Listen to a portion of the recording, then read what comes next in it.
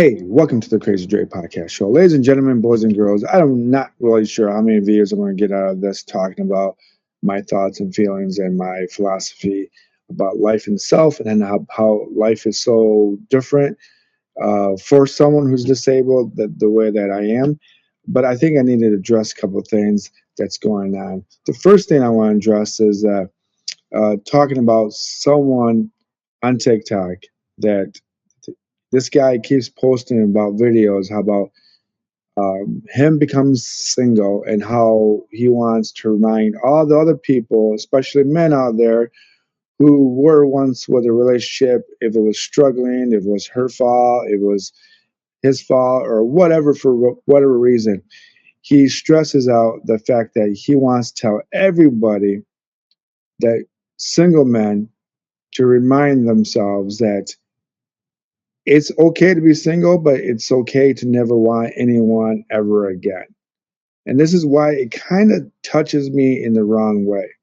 You're telling every man out there that their ex relationships with their ex girlfriends or with their wives, the ex wives out there in the past, is so dramatic that the next girl and the following relationships that you're going to have are going to be the same way. And I think this is so wrong to say it in the way that he does it. And I really don't like the way he does it because it just gives the idea that every relationship was either her fault, never the guy's fault. The communication that you have is totally different from hers, or the maturity level of her and you were at a different state of mind at the time that you were together, from the time that you started to the time that you were okay, and then the time that you broke up. And the breakup was so dramatic that it counterparted the idea of the good times that you had with her. And I'm not going to get into the psychology of narcissistic girls or psychopathic women because I don't believe that every man has gone through that personality trait with women. And I think that in some ways, this guy is trying to remind himself that he really wants to be with a girl, but he doesn't want this, like, he doesn't want uh, the idea of trying to make himself happy. If a woman is going to make you happy, you go might as well admit to it. So you can stop telling people that whatever is happening in your life, remind yourself that it's okay to be single and never want any girl in the world in your life ever again. It's not natural for human beings to be at a solo space in their life all the time. There are there are plenty of men out there who would love to have a relationship with a girl and have a long-term relationship, and they're just not that good looking or don't make a lot of money. And some guys are disabled. So you're telling all the disabled men that they're lucked out. That's so ridiculous.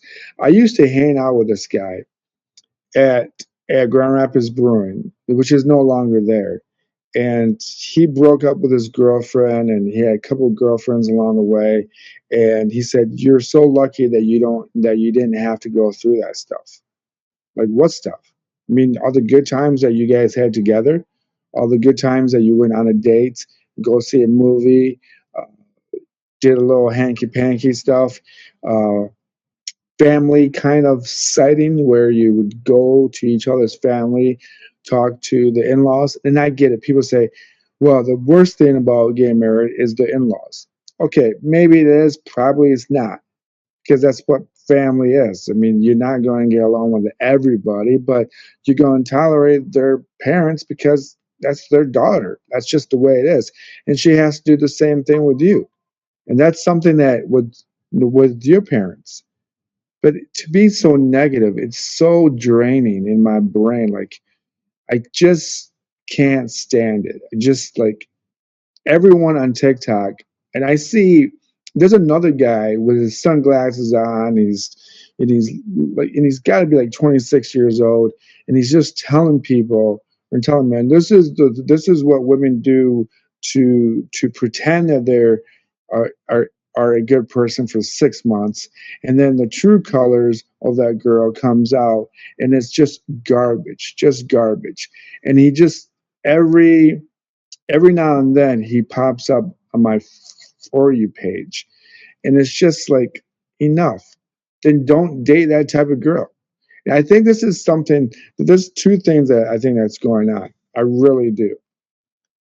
One is that people don't have the same ideology of their morals and ethics. And what I mean by that is that they don't have standards for themselves, and they don't have standards for their future spouse. And so what I'm saying is this: if you don't respect yourself and you date different people constantly, you're going to expect that same results from the girls you're dating. And if you're that type of person that goes out and goes and flirts with different girls, your girlfriend's going to do the same thing if that's what you're presenting. Okay. And I mean, that's pretty obvious, right?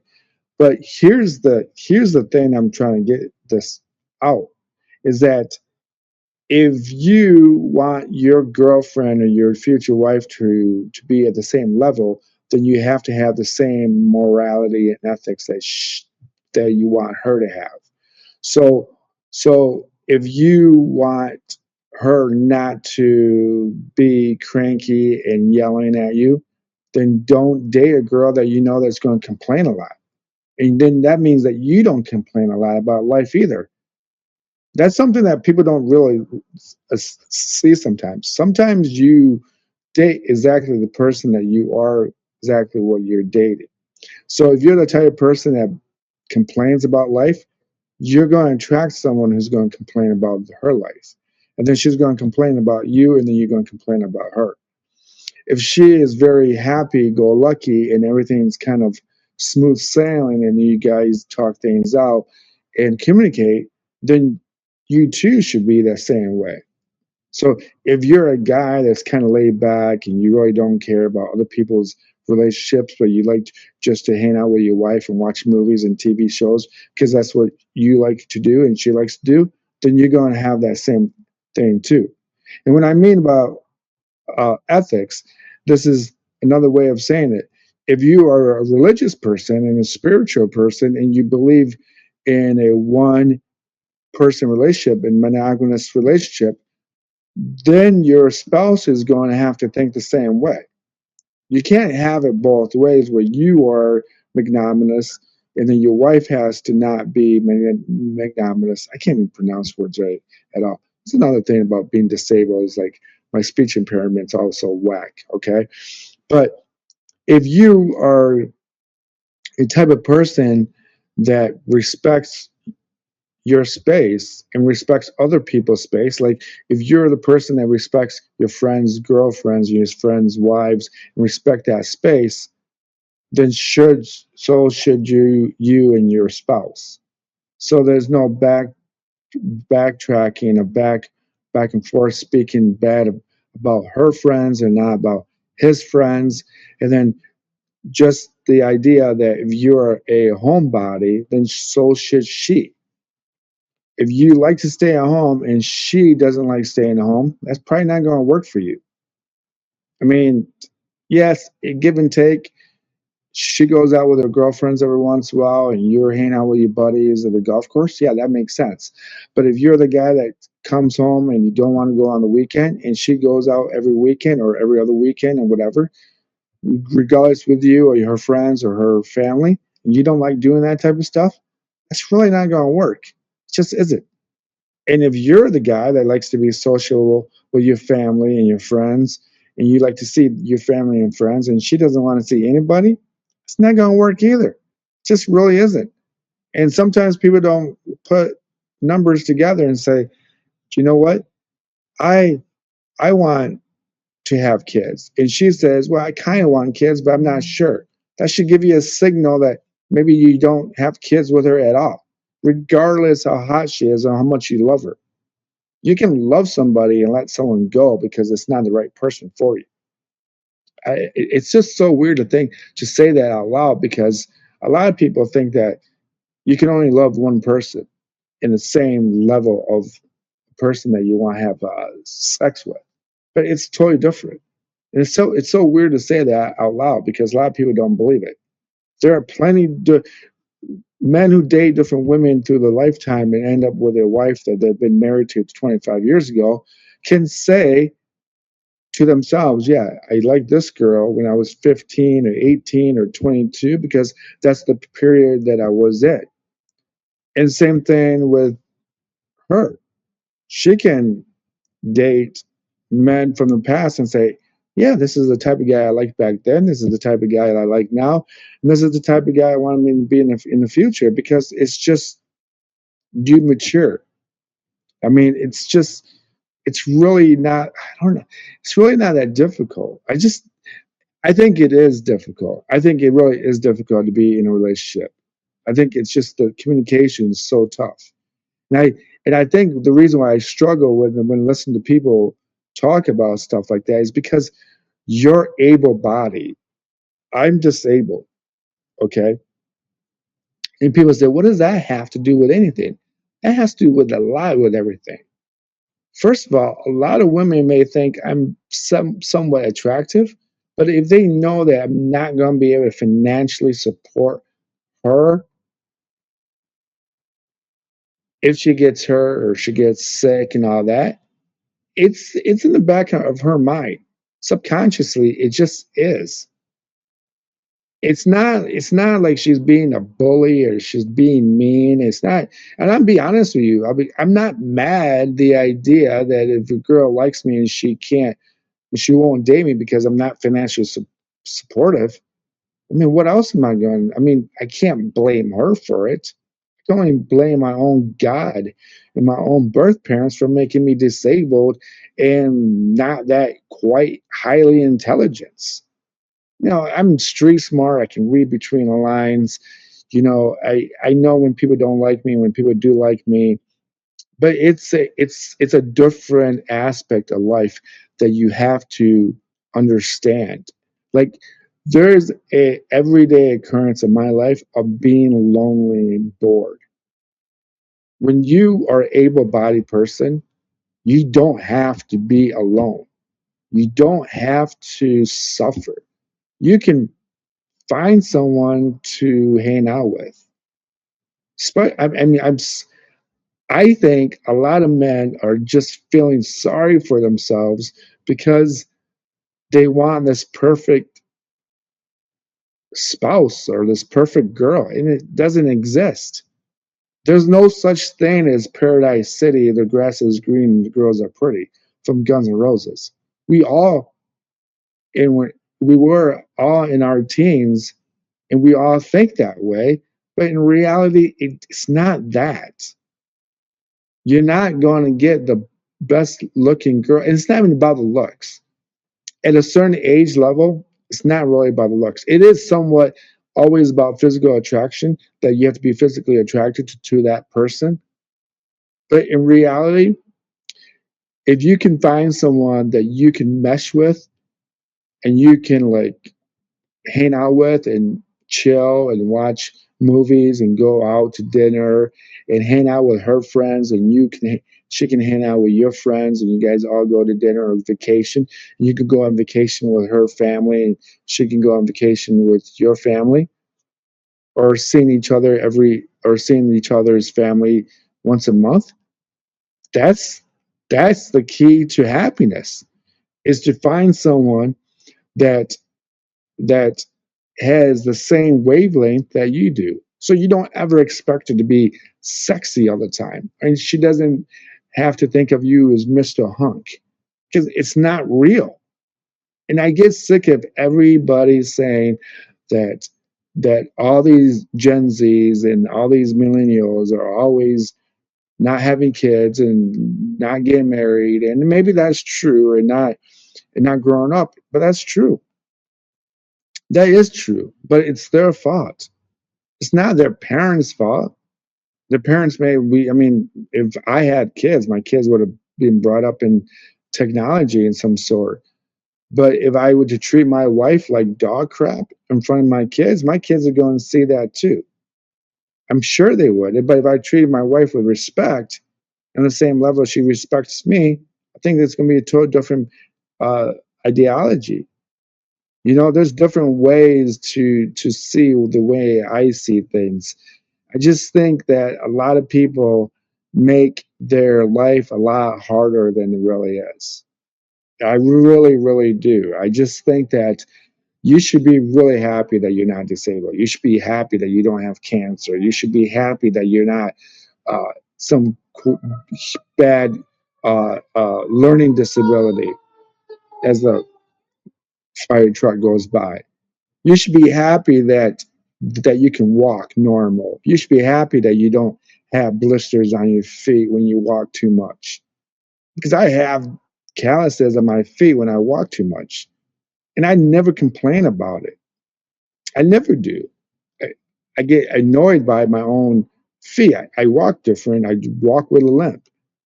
You guys, I swear, you guys and gals, I don't care if you're from Generation X or you're Gen Zs or you're millennials, you guys have such an advantage over anybody who's born disabled.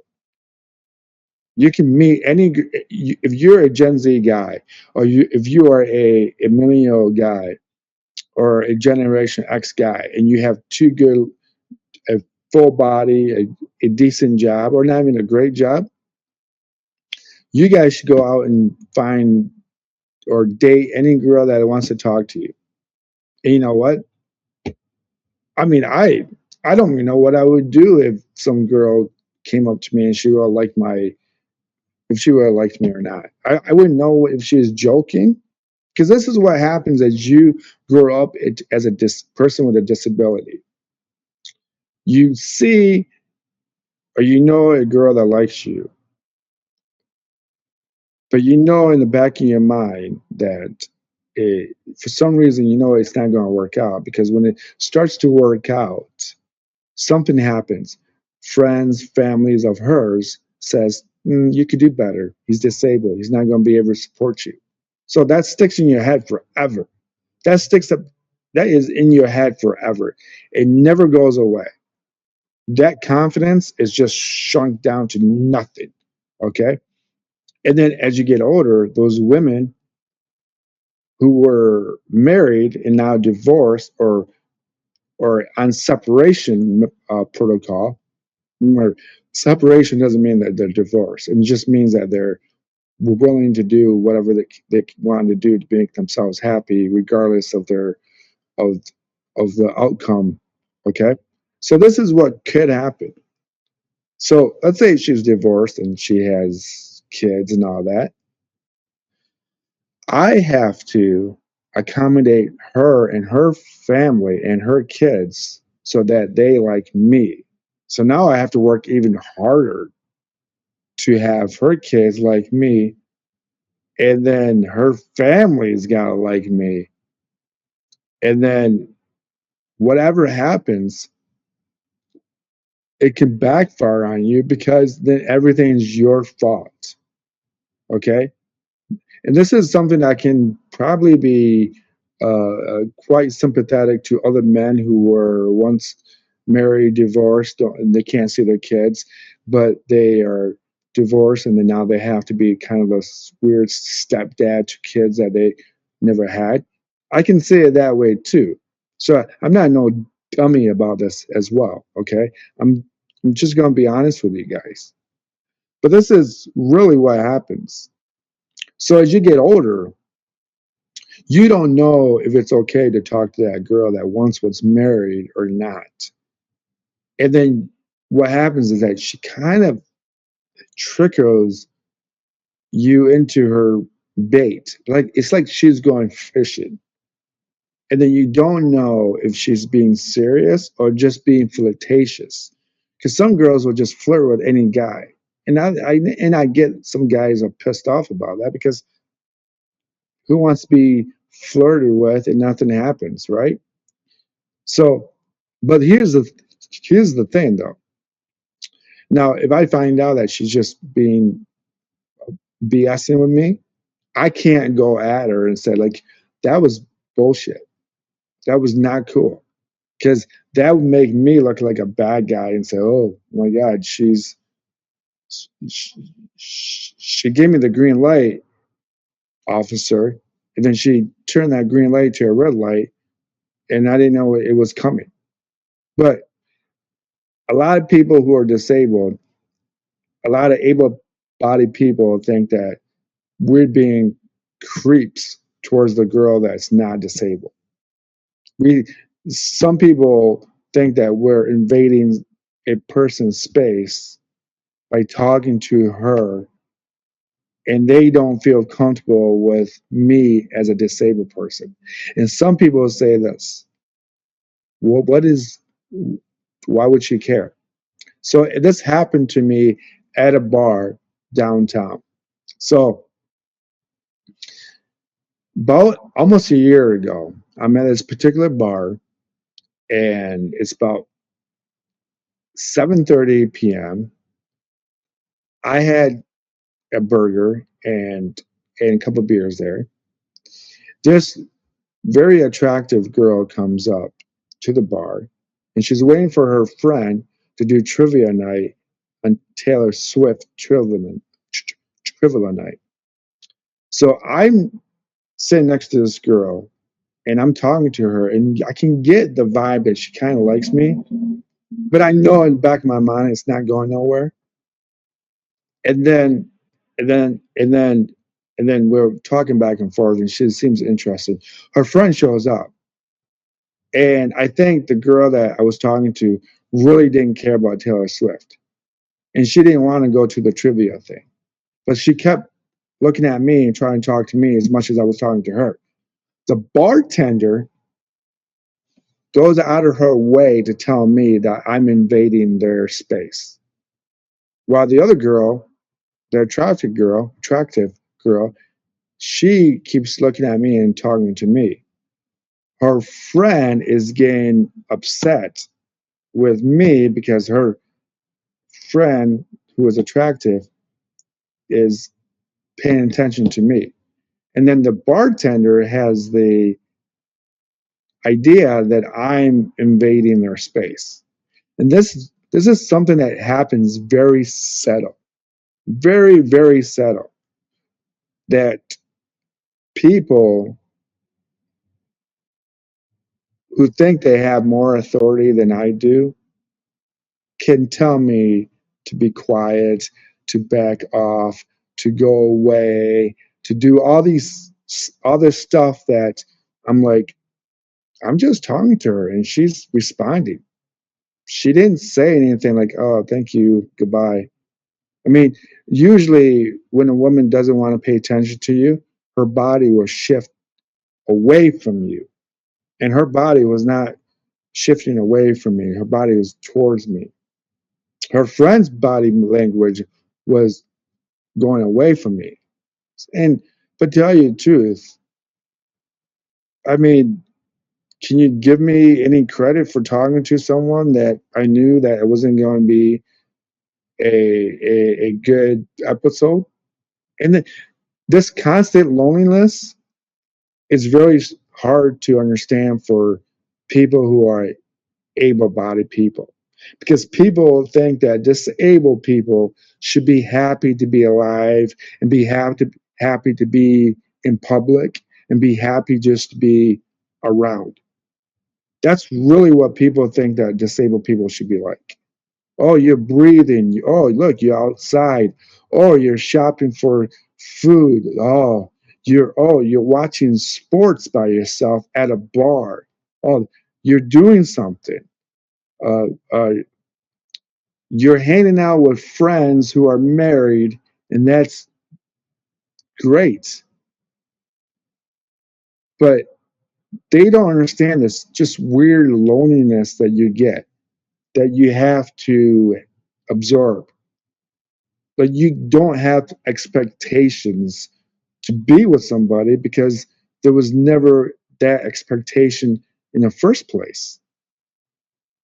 That's something that's so different for people who are able-bodied. People who are able-bodied, who choose to be alone, they they can tell you stories about, oh, my ex-wife was a narcissist, my ex-wife was a psychopath, my ex-girlfriends were psychopaths, narcissists, sociopath. Oh man, she threw something at me. Oh, everything just happened. And then they're just so happy to be alone. I guess 10 years or 5 years or 2 years of that type of relationship was so bad that they just decided, you know what? This is the greatest life in the world for me to be alone. But for guys like me who are disabled, we we kind of like in a midst of like blindness of like, yeah, what is that like to have a girl yell at you and she's not your boss at work? Because what happens with guys who are disabled, we're put in places where women are in charge of the disabled people. Okay. So it happens to a lot of disabled men that we can't work with other men because the physical labor, but we have to put ourselves in the places where like retail stores, very feminine settings, a control environment where other people in charge of you are women. And they're the ones who are telling you do this, and they're the ones telling you that you're not doing this right. They can contradict anything that they say to you and tell their boss, I'm not listening to them. And you know what? No one's going to believe the disabled guy because they think that I'm being a troublemaker. Okay. So this is something else that's happening at work. So this is how I'm relating things to you. So I have two supervisors, two managers. One is an upper and one is the lower. And they decided to put me in the recycling bottle return rooms on the weekends. And I told them, I don't want to do that. I don't want to do that. And this is what they said. They said to me, oh, this is only going to happen for 2 weeks, for a weekend, and we're going to find somebody. Now, remind you, they know that I cannot take the recycling or they know that I cannot take the garbage from the huge bin and throw it in the shamrock that we use to transport it to the trash in the back. So every grocery store has a big bin of trash that they throw away in the retail store. But the bins that people throw away, the bins that people use to throw their trash away, it's probably a pretty big bin, and it probably can hold about 45 pounds of garbage. And what they wanted me to do with one hand is take that garbage bin out and put it into the shamrock to put it in the back. She told me, my supervisor told me, we know that you can't do that. And we know that we're going to have to help you. So okay, fine. That's cool. But here's the kicker. So when I have to ask them for help, they have to ask someone else to help me because she can't do it. The other girl, the lady, the manager up above her, she can do it, but she and I we don't work the same shift. The one that can't do it is smaller than me, and she can't do it. And then she has to ask other men in the building, in the retail store, grocery store, to come and help me. And they don't want to do it because that's not part of their job description. They don't have to do it. And when they do have to do it, they really don't want to do it because it's dirty, it's just garbage, right? And the thing is that it's my fault that I can't take that out. And it's my fault that I can't find someone to help me. And because the recycling room becomes kind of trashy, it's my fault. But they know that I can't physically take care of the trash. So it made no sense for me to work in that part of the store. But that's another thing. I think a lot of people don't realize that what I'm trying to say is that we have to work with women. And you know what? I tell you the truth. If you're a doctor, if you're a guy doctor, a man who is a doctor, it doesn't matter if the woman's a doctor too, because you're in the same wavelength of knowledge and intelligence. So that's not a problem. That's never going to be a problem. Or if she's a lawyer and you are a lawyer or in that kind of field, that's not a problem because it's about intelligence. It's not about physical labor. Okay. Like I said this before and I say this again. If I had $1 billion and I wanted to start at a construction site, I would only hire men. If I want to build a hospital, especially like a cancer or breast cancer facility or something in that field, I would only hire women in that field. Just because I think women are just more in tune with their bodies and with the science of taking care of themselves. Yes, I know there are a lot of women out there that don't take care of themselves. They're overweight. They don't eat healthy at all, whatever. But when it comes down to science and healthcare department with women who are in that field, I think they do a pretty good job. And I tell you this, when I was younger, I had one episode of having a seizure. So I had a seizure at work,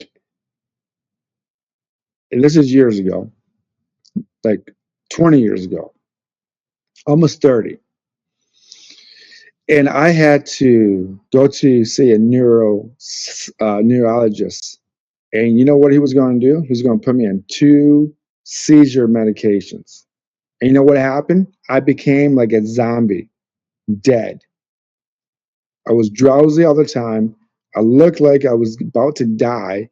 This is my friends at work telling me, you were useless. Now, I'm going to tell you people out there, if you are a person that suffers from epilepsy and it's a constant currency of you having seizures, then yes, you should be on that medication. But because I've never had another seizure like that ever again, I never had a seizure at all since that time, I didn't think I should be on that medication.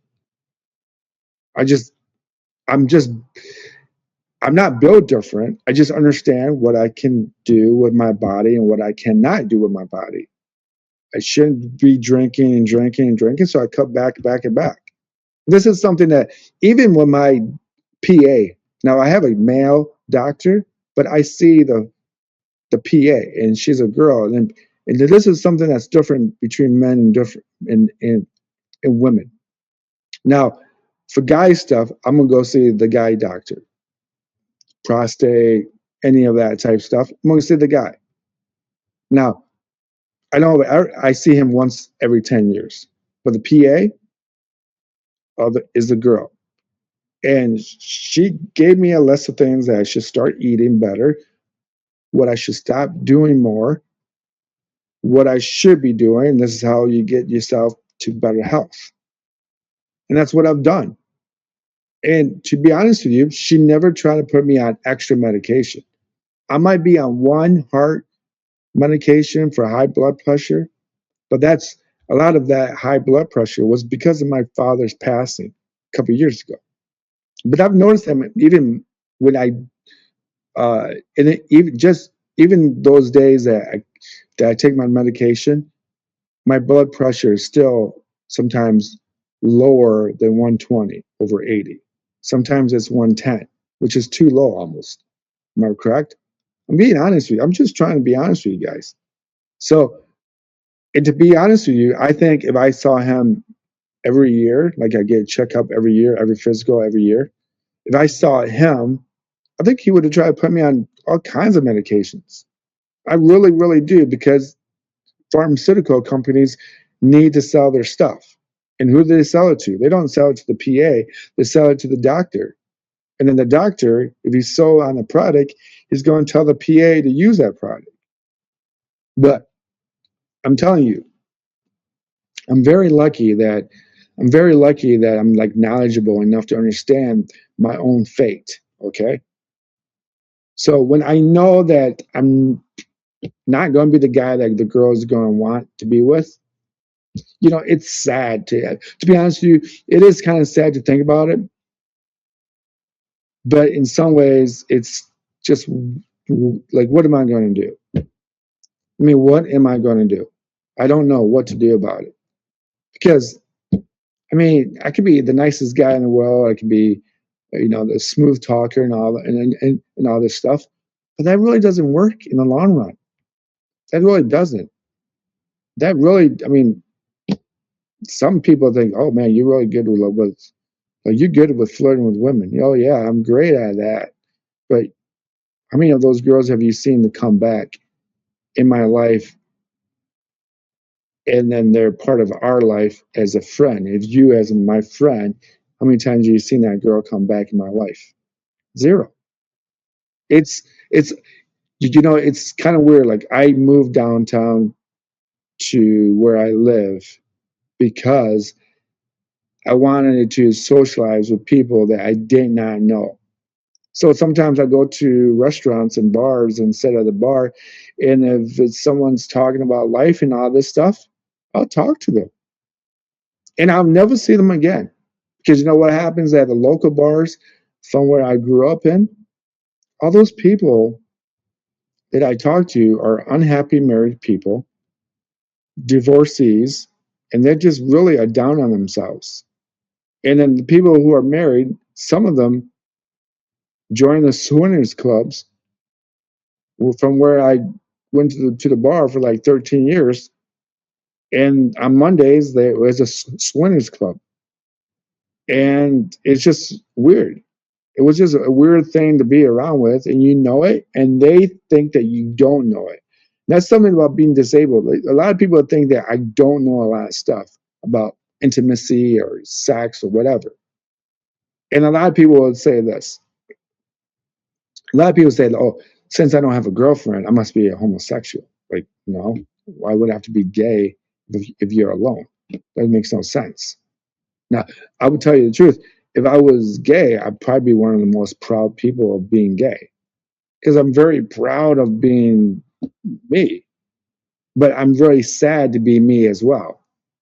Like it's a weird thing to be sad, but be okay with it because there's nothing that I did wrong with my life. That's my fault. I didn't become disabled because I got into a car wreck because I was an alcoholic or a drug addict, and I didn't cause it on me. I was born with a disability. So for me, it's sad, but it's not sad. Is it lonely? Yes, but I can't be angry about being lonely because I can't expect, you can't make a person like you. You can't make a woman love you just because you're disabled. You can't make a woman change her ways because you're disabled. She has to want to change her lifestyle to fit yours if she really likes you or really likes me. She's got to be, in order for a girl to like a disabled guy, she has to listen to all the gossips, all the fluttering air stuff coming from all people and say, oh, you're with that guy? Oh, you're with that guy? Like there's only one other guy that I know that's been with the same girl for 20 years, but he didn't start out disabled. He became disabled because of cancer. So it's a very honorable thing for her to stay with him because he has cancer. And he's back on remission and all this stuff. And it comes and goes and comes and goes back and forth, but they're still together. But that makes more sense that if he had cancer and she loved him before he had cancer, it makes sense that why she's not going to leave. Whereas some people will leave if someone has a disease. It really is. I'm gonna be honest with you. It really is. And and this is another thing that people don't understand. Like there are a lot of weird old ladies that think I'm just cute. Like that's weird. That's weird. And it's because they know that they're past their prime, and they know that the guys who are their age, like 65 or 75 in their age, they don't want nothing to do with them and they're too old. So they start looking at me like I'm supposed to be like a godsend to them, which is bonkers. Like, it's creepy. Like, I still don't understand. In some ways, I don't understand why I see 55-year-old men with 22-year-old girls. And some girls, like, they're going to tell you the truth and say, well, I'm just here for the money and sugar daddy this and sugar daddy that. But in reality, I just don't see how she still is turned on by that. I don't get how that works. I get how that money scheme works because that's the oldest trade in the book. Now, it's not to that extreme when I see it, but you can sometimes tell that she's only there because she is part of that system of escorting. There's a professional level of escorting where you can know that the girl is there for their services. And that just not to put down the escort services, because a lot of times it's not really about sex. It is, but it's not. There are plenty of escorts who will probably tell you the truth that some guys will pay a girl a couple of $100 just to be around that girl. And they may not even have sex, because just having a woman next to you is a good feeling. It really is. It's something that you can't explain to other people. But sometimes having a girl next to you, it's kind of like that movie with Al Pacino, and I think it was uh, um, not Ben Affleck, but Matt Damon. I think it was Matt Damon. It's The Scent of a Woman. But you never see that woman. You see Al Pacino is blind, he's driving a car, he's living out his free will moment. It's just bonkers how he's blind, he's driving, right? But it's almost to the point where sometimes having a girl next to you is priceless. It's just a different feeling. It's a different high. It's what it is. It's a different high. And you would have sex with your spouse or your girlfriend or that girl, but it makes you just feel just as good to know that she wants to be with you. That's what the whole goal is. And I think a lot of these Gen Z kids don't know that feeling. They don't know that feeling between a boy and a girl that likes each other. Oh, might be losing my sound. So that's why you hear that crackling. But a lot of those kids don't know what I'm talking about. They really don't, because they played video games too long, or they watch iPads or like the video stuff too much, and they're the ones. These guys, I don't know how many men who are ages between 18 and 25 that go on only fan pages to watch girls take their clothes off. There's a stat for a bunch of old guys in their 50s that go on OnlyFans pages that pay to watch girls to take their clothes off. But that's got to be weird too, because I mean, yeah, it is weird, because back then we used to just have Playboy and Penthouses, those type of magazines. Yeah, those type of magazines. And then we used to go to strip joints for bachelor parties.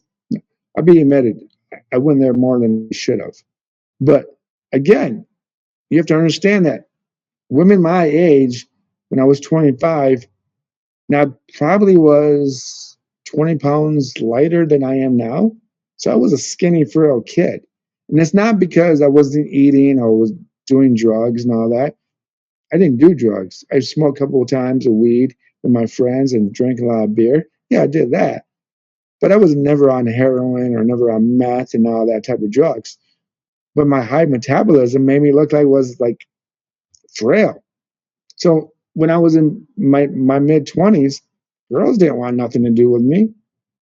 They wanted me away. They'll with a 10-foot pole. They give me that look like, yeah. And some girls were nice about it. I'm like, oh, you're cute. But I knew full well they're not going to make me number one guy. I knew that. And I was all right because I was following biology rules. And maybe that's my problem. I was listening to science too much. I, I'll tell you this. I think I'm going to, and my final note to talk about, I'm going to end it like this. If you are a disabled man and you are in your 20s or you're very young in your teens, do what I didn't do.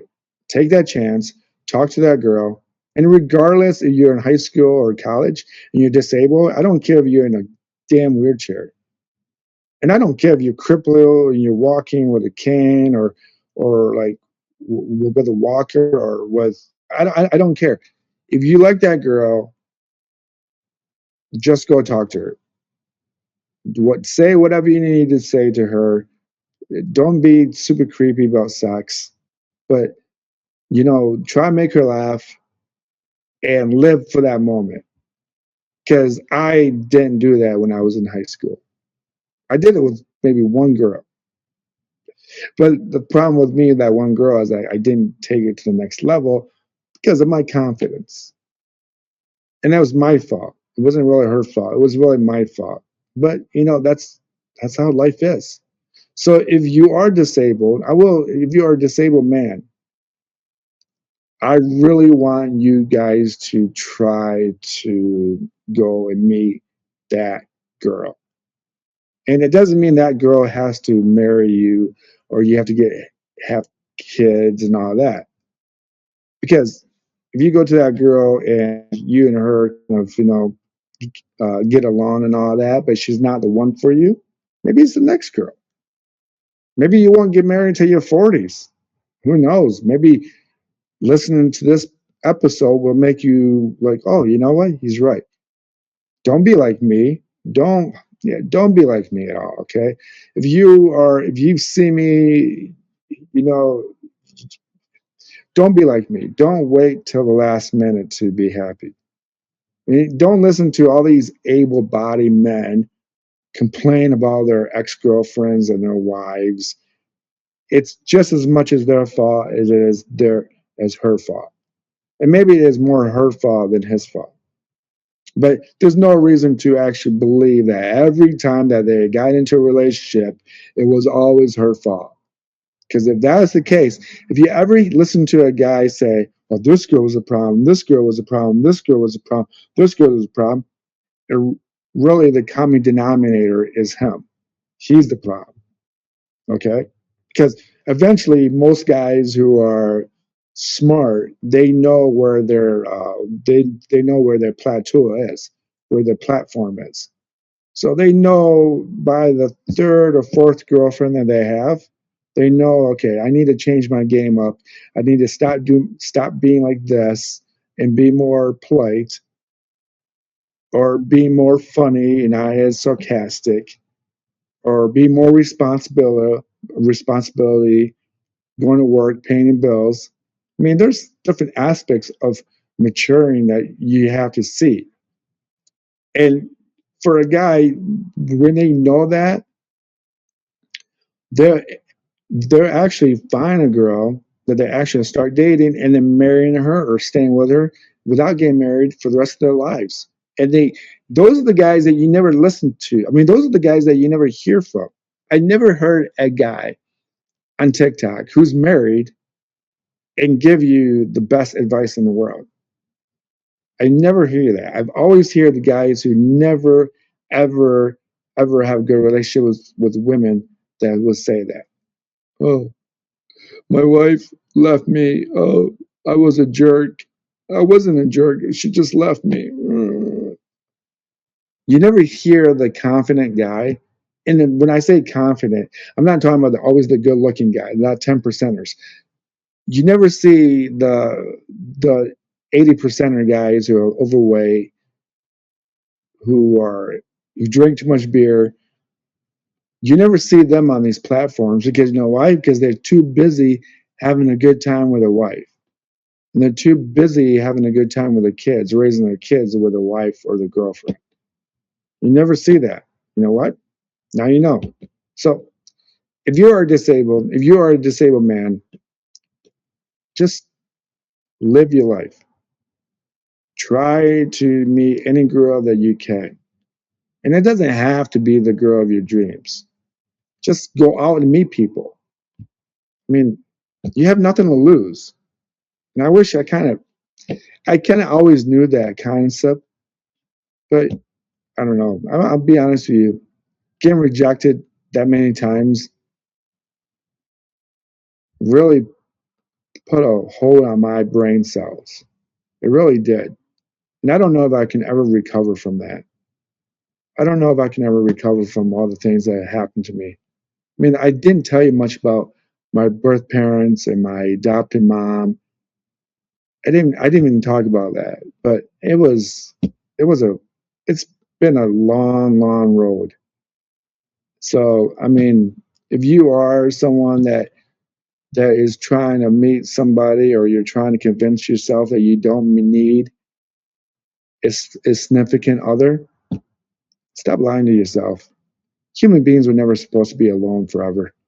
We're a social animal. We need people around us. We need the opposite sex around us. We just do. So cheers, peace. I really do hope all of you guys and gals find someone to love. I really do. I mean, peace out. I got to go. By the way, if you like this podcast, follow me, CRAZYDRE Podcast Show. Uh, I'm on I'm on YouTube and also the Patreon, Spotify, Apple Podcasts, wherever you download podcasts. I am going to make a episode back on sports tomorrow about the trades and certain trades that did not happen, like Max Crosby did not go to the Baltimore Ravens because he failed a physical. And why do you think that is? He failed that physical. That's the question. But cheers. That episode will be on Friday, no matter what. Friday. I'm out of here. Peace, love. I'm out. Be kind to yourself.